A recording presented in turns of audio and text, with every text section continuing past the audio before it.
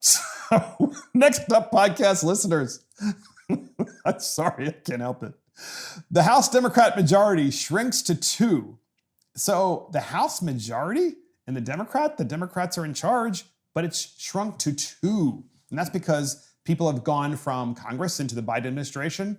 There have been a couple of deaths, tragically, from coronavirus. So Dr. Julia Letlow makes history in Louisiana and wins the House seat to succeed her late husband, who actually was elected to Congress, and then, before he could be sworn in, tragically passed away from coronavirus. But as a result of her being elected, the House majority of the Democrats has now been narrowed. It's just a remarkable thing.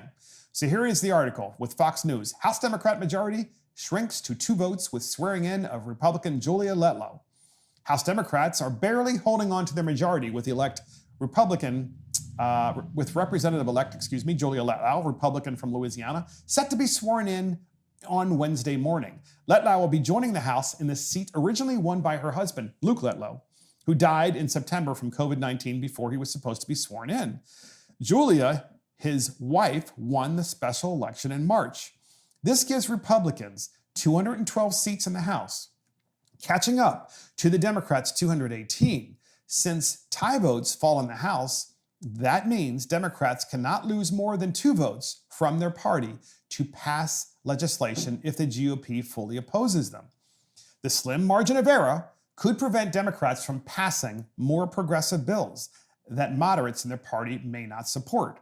Some reinforcements may soon be on their way, however, with Democrats favored in 2 of the 3 House special election seats that will be held over the next 2 months. And by the way, these special election seats are being held for a variety of different reasons. Mainly, the reason is because individuals have been moved from Congress up into the Biden administration, into the cabinet. A special runoff election in Louisiana's 2nd congressional district will be held on April 24th, and the 2 candidates facing off in the solidly blue district are both Democrats. The race is to fill the seat of former Representative Cedric Richmond, who stepped down to join President Biden's administration as senior advisor and director of the Office of Public Liaison. So, here's what's really great about this.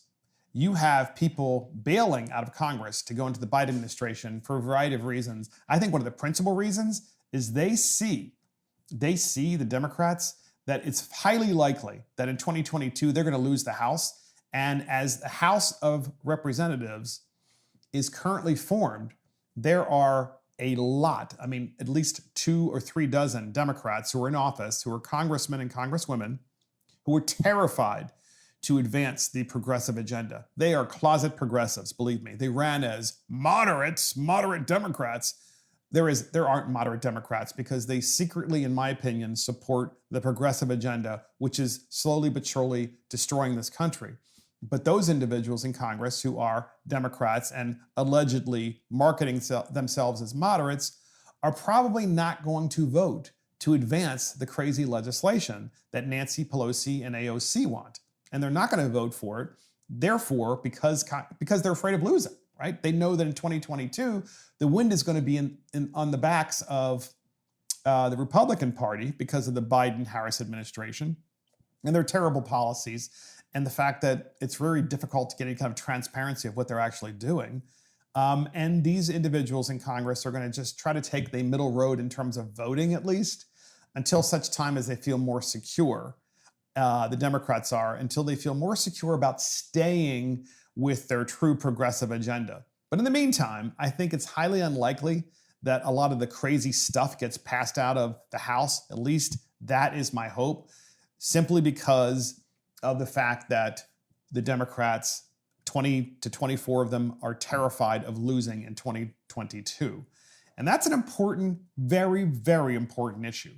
And so also on Fox News, connected to this, Nancy Pelosi's House Democrat majority is on thin ice amid vacancies. And I just read you all of those vacancies, or at least just a few of them.